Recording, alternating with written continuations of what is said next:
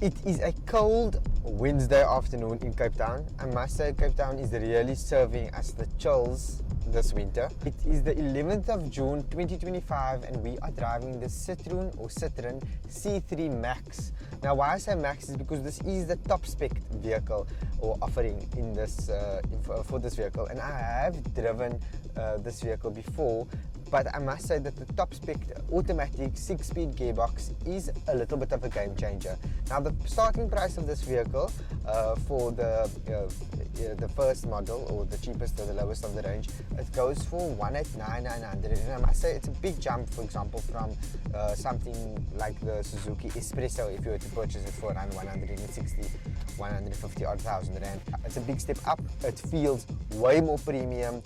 I must say the doors are a little bit plasticky, but I mean the dash is really nice. Now looking at the exterior, you're going to get your LED lights, which makes the car look very more sleek and modern. You've got this weird kind of cosmic alien design that you know so well with the Citroën C3. I like the suspension. So not only does it handle really well on the road, but you also get that ground clearance. Even though you do get 15-inch alloy wheels, this specific model, you do get the ground clearance, and I really like that for the price, because I don't feel like I'm driving a cheap car. And I'm using the word cheap is because I think people are, when they think about affordable cars, they're thinking that things are going to feel cheaper or clunky, and I don't think that the Citroën C3 Max is necessarily doing that. It is on the more affordable side of things, especially in today's time. We are looking for a car under 200,000 rand. That's a wow. Now going for this car, it's going to cost you 263,000 rand more or less, but I want to say that you're going to get a leather steering wheel, you're going to get a good dash, you're going to get a 10-inch infotainment system, and a 7-inch digital driver cluster. I don't think the car, 315 liters of boot capacity. Now, is that amazing? No. And I think that people that are purchasing this car need to really consider that, because it's probably families or starter families, let's say 1 baby, 2 babies, second baby on the way. So if you are maybe starting your first job, this could be a really good car to purchase on finance because of the price point, number one, and the value pack. You feel like it's quite roomy, high ceiling, but what I don't like about the car is the seats. So something's been bothering me for like a couple of days. So we get to drive a car for a week, and I must say I actually think that after I drive this car for a while, so I've driven the car for around 1.5 hours straight on the highway, going between different suburbs, and I actually realized that this car's seats are uncomfortable. I don't really feel like I can get it in a right position for some reason. I don't know if it's just me.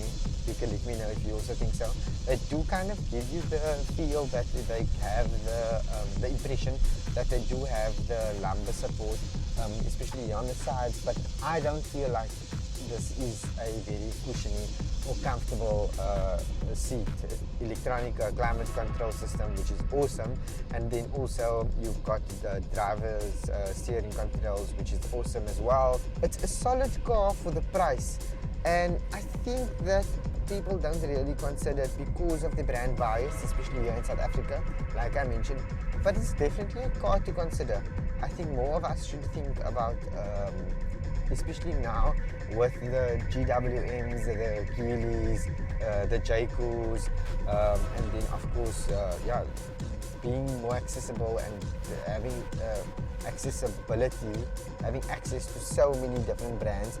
I think we need to think about the brands that are already here, what they are doing and how they are changing for the customer. So I do see a lot of different Chinese vehicles, but what about the Citroën being available to you, having a reputation already or footprint in the country? So maybe we should actually consider these as starter cars.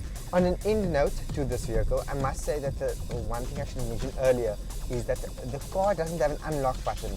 Now the unlock button is crucial for me.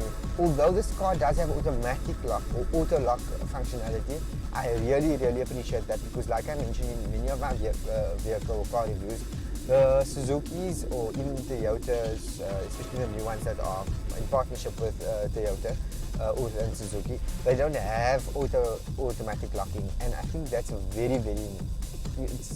it's compulsory. It's like a mandatory thing.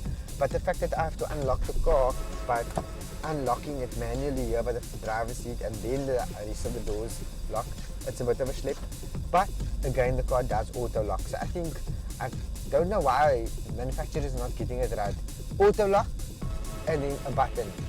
But now they're giving you a button to lock your doors in other vehicles, but no auto lock. So maybe 5 minutes in, or switching cars like me, you actually realize, oh my word, you didn't lock the car. And I think if you have kids or a toddler or even just a child, maybe any age, they could by accident or accidentally open the door. I think that is quite dangerous.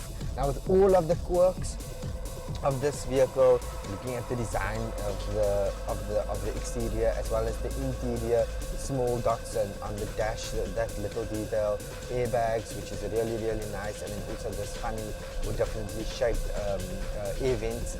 I think that this car is definitely worthwhile looking for a starter, family first car. Yeah, it's a known brand, so have a look at it. Anyway, if this is your first time watching, don't forget to like, subscribe, and I hope I'll catch you in the next one. Follow me on my socials and let me know what you think of the Citroën C3 Max.